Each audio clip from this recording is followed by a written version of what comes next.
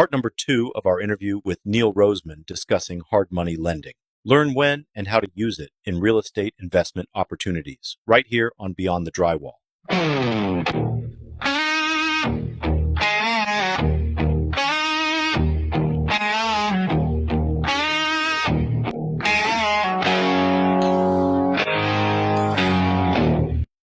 Now, part of the economy went into recession, COVID, but real estate didn't. Fed dropped the rates to basically zero. People were getting 2.75% mortgages. And during COVID, the real estate market just skyrocketed. Right. So I think we're getting more of an equilibrium. Now, It's a natural. yes, but there is a lag that's really important that people understand. So, for example, I'm on both sides of the transaction, right? Right. Because people are buying, using my money to buy, then they have to sell to pay me off, Sure. right? So the problem becomes when the sellers haven't quite grasped that the market has decreased pretty dramatically. They still want last year's prices. So until I get a dose of reality, you can end up with like a separation between buyers and sellers that can take time for it to come together. But ultimately, I'm seeing people. So yes, some of my buyers, my borrowers from 9 months ago, are having some difficulty selling, and not at the pricing that they originally wanted. But actual defaults, how's that going? It's higher than it was 3 years ago. Okay. I'm definitely, I foreclose on maybe, 5 or 6 a year. Okay. But Out of how many? Well, then that's not. it's not terrible. But like now, I think on the 5 or 6 that I'm going to foreclose this year, I'm probably going to take some losses. While on the 5 or 6 that I foreclosed on in 2023, I actually got all my money because the prices had gone up so much since 2020. When I originated those loans in 2020, 2021, Right. the prices had gone up so much. That makes sense? Yeah. No, makes a lot of sense. Okay. You're not telling a total doom and gloom story, which is wonderful. No, because people are buying price houses now a lot cheaper. Yeah. It's the people that got caught in the middle of the swing where the prices started to fall. They bought them 9, 10 months ago. That's the people that suffer a little bit. Yeah, it's unfortunate. That's a lot of people actually. So, for the future, if you looked into your crystal ball in the next 12 months, what do you think? I'm going to decline to answer that question. Here's why. Okay. Because I think it's a bad question. Okay. Because, you can say I'm an expert or what, all that, and maybe I'm right 60% of the time, something like that. I think if I was advising real estate investors, especially newbies, rookies, beginners, I would say that is so not the right question. Okay. The question is, what are you going to do if prices go down 20%? What are you going to do if prices stay the same? What are you going to do if prices go up 20%? Okay. Like to structure your business, so that if prices go down 20%, how can you take advantage of that? So what happened in 08, 09 is prices fell 30, 40, 50, 60% in the city. And they weren't that low in the county. But in the city, that some of them fell 60, 70%. But people were so short cash that they saw how awesome it was to buy and they couldn't buy because they were trying to save their own portfolio from going under. All right. So the question is, it's like, okay, well, if it goes down 10, 15%, how are you going to benefit from that? If it goes up, how are you going to benefit from that? If it stays the same. So having a plan for all the different things, I think, is way more powerful than trying to predict what's going to happen. Does that make sense? Yeah, sure. More of a contingency based on yeah. Or to take it, or also to take advantage, to like not put your. I see so many real estate investors use leverage, so much leverage, which is okay, and maybe they get through it. Maybe they even get through the next recession. Okay, where you see a 20% decline in pricing. But were they able to take advantage of it? Were they liquid enough to be able to buy? In 09, 010, you could buy houses that were selling for $100,000 2 years earlier for $25,000 or $30,000 because there was no banks willing to lend. So the pricing fell to the cash buyer, and cash buyers came in at $25,000 and $30,000. If you bought then, you made a killing. Right. So it's like, how do you set yourself up for that if it goes down?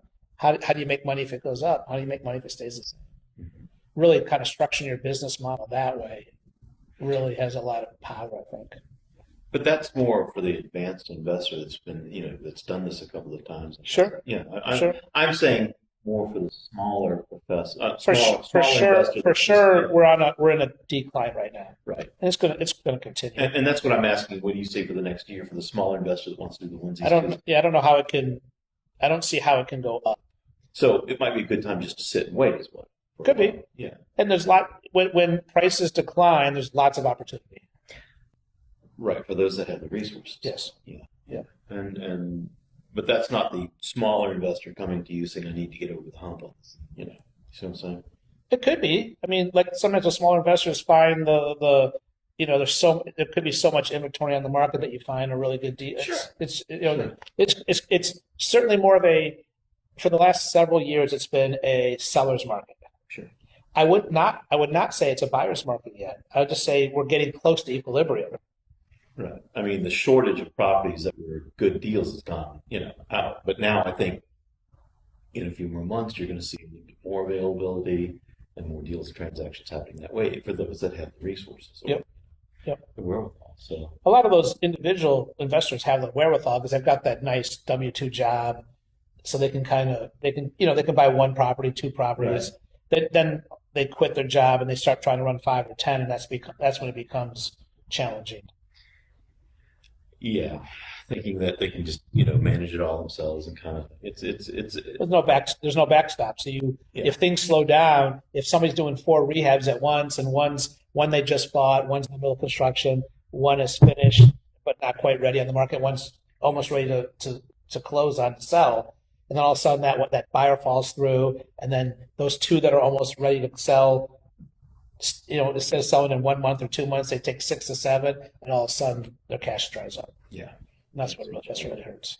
So, okay, so the time to consider this as an option. The time. The time to come to you to consider this as an option that you would be, higher chance of. You mean time in terms of where they are in the market?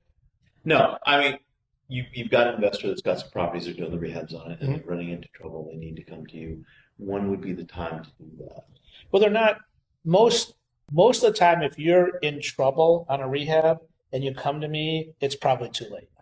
Unless you've used your own cash and you own the property free and clear. But if you borrow from another hard money lender, Right. It's going to be very difficult for me to refinance that lender out, get you more cash, which is what you need, especially as prices have declined. So your intent to use a hard money lender as an option Is in the beginning. is in the very beginning. Yeah, because there's no other choice. That's what I'm saying. Right. But I'm sure you've seen what I've seen where they come to you where they're desperate. Yes. And that's what I'm saying. So when is the time to actually, you're saying from the very beginning, they found a property they like and they're trying to do the numbers, figure it out. That's the time to have that discussion with you? So I think you have to decide how you're going to fund a property, whether it be in general, you use your own cash, use your own home equity line of credit, grab a partner, a money partner, you do all the work. There's people do that. But if you know the bank's not going to give you the money, Bank's not going to give you the money. You should consider right away. Yeah, unless you have the cash. Or partners are always an option. Right. Partner take the strap, so a partner puts up the money, you do all the work, and you split the profits 50-50 or something like that, right? Mm-hmm. So once you decide you want to use hard money, then you can call somebody like me. I'll walk you through it in 5 minutes over the phone. It helps me a lot if you have a specific property, Right. because I can't really give you an answer. But if you say, hey, I've got 123 Main Street or 2040 West North Avenue, I say, here's how much I would lend, like that. Okay. Having enough cash is awesome. The best, the easiest deals for me to fund are the client that comes and has $100,000 cash.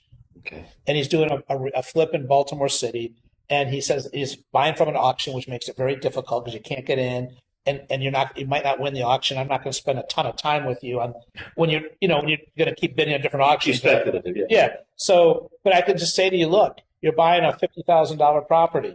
Okay. Maybe I come in and only lend you 30. Okay. So what? You have $100,000. You put 20 grand of your own money down. By the way, you're saving money then because you're saving my interest rate and my points. So as long as you have enough cash to kind of make up the difference, and we're always going to be able to fund a deal for you. You mentioned something, you kind of briefly, that somebody might have already had a loan with another hard money lender and they're looking to help buy them out. Is that common, or is that? It's becoming more common. I get calls like that every few days. But isn't that a higher risk when you have to kind of? Usually they don't work. Oh, so you say no. Yeah, exactly. Yeah, okay. Well, Yeah, because the price of the property has also gone down in the last year, right? So so it's not the same deal. it's not the same deal. Mhm. Right. And the money that's out there, so he's more at risk of forfeiting. What I love doing, which is the best and the easiest, is the person calls me up and says, "Hey, I bought this property with my own cash. I started the rehab. I've run out of money. I need some cash." Well, fine. I mean, the property's going to sell for 200. You only need 50 grand. Done. I could almost do it without even seeing the property. Yeah. Like, and I used to think negatively about those types of people, but I actually really respect them now. Because one guy, this happened many years ago. This guy calls me up and says, "Hey, I need 35,000 to finish my house." I said, "Well, why did you buy the house and start the rehab knowing you didn't have enough money?" Right. He's like, "Well, I just get to the point where I run out, then I get the money." I go, "Well, why would you do that?" He's like, "Well, why would I pay for money before I need it?" Uh-huh. So he waits. So his hard money loans were only like 6 weeks. Okay. Because he was at the final 35 grand he needed. He just waited till he needed the money, came to me 2 weeks later, he had the money, and sold the house 6 weeks later. How'd that work? Okay. So Worked out great. Yeah. Okay. And he had very little finance cost Right. because he only didn't have all these interest payments. So really, if he was willing to assume the stress and the risk, he was okay. Yeah. Yeah. Okay. Yeah. I'm like, that's the right way to do it. There's a lot of like Hispanic clients that don't speak English as a first language. They have a hard time with spreadsheets and draw schedules and things like that. Yeah. They're really hard workers. They own their own construction companies or whatnot. Sure. And so they'll just say, you pay for the 100, you buy the house, I'll do the rehab. And they don't even need the rehab money. They have their own money for the rehab money. Makes it easier for them. They save a lot of money. And I just fund the purchase and they do the So I don't know if we ever answered the question that you asked, one of the original questions, like, when do you use hard money? Like, hard money is very effective when you are going to add value to a property. Now, that value could be turning a 3-unit into a 6-unit. That value could be taking something that is got a tree growing through it and going to build it into a nice home. Right. That could be opening up a business inside of it, potentially. It doesn't work really well. Like, I got a call today. A guy wanted to buy a house for $100K. It was probably worth $110K. Okay. And he wanted me to finance. So I'm like, well, this is not a hard money deal. It's rent ready. You should just go get traditional financing on a rent ready property. See, no banks are going to lend money on properties that don't have running water, like, power, Right. electricity, like the bathrooms don't work.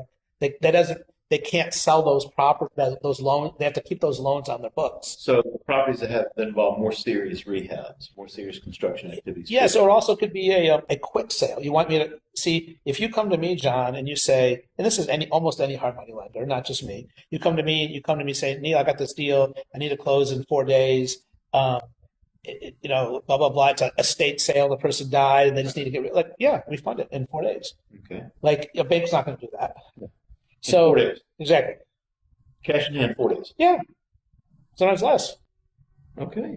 I mean, it's never me that's holding up the deal. It's always the title company. I mean, once I approve the deal, once I see it and touch it, I'm going to lend. So sometimes you can do it the same day. If the title work is done, you can almost do it the same day.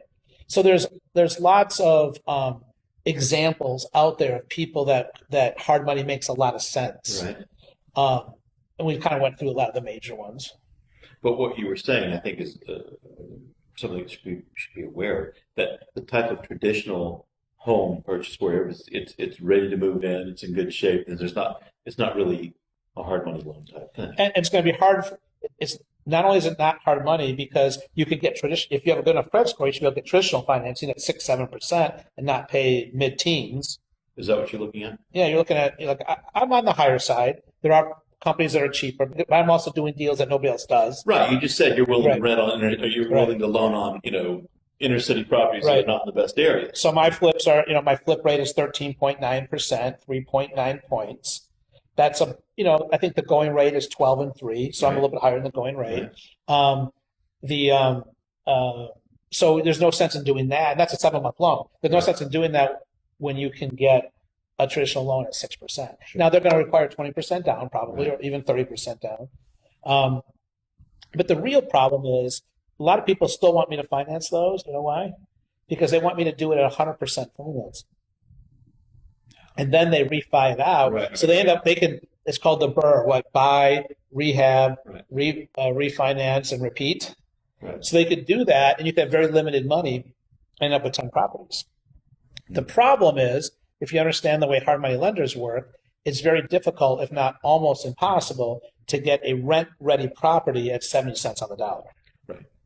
And that's the issue. Okay. Well, I think we've got a better understanding about hard money. And as I mentioned, that you have a broad spectrum of experiences. Are there any other areas that you're seeing changes happening?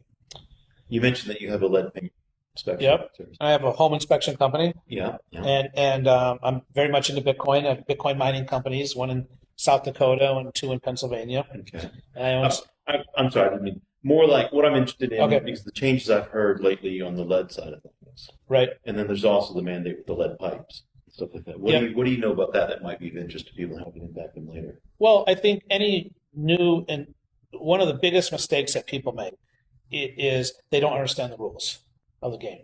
And not just the rules of like the way the game works, but the rules of the way the government has created the game. Right. Okay. And they don't understand that if you're going to rent properties, it's required by law for a pre-1978 property to have lead paint inspections. Right. And if you're in Baltimore City, Baltimore County, you have to have rental inspections done. And if you're in Montgomery County, you have to have a radon inspection done. And in some county, if you have a well, you have to have water inspections done for the water quality. So they just don't understand. They kind of come in blind and they get hit with all these things that if they would have known up front, like if you know you have to pass a lead paint inspection, it's really important to know that what you have to do as part of the rehab. So Right. you could have your lead inspection come out, like if you want a lead-free lead inspection, you want to come out before you start the rehab, identify the areas that have lead, and as part of the rehab, eliminate those areas so that the inspector comes back at the end, gives you your lead-free certificate.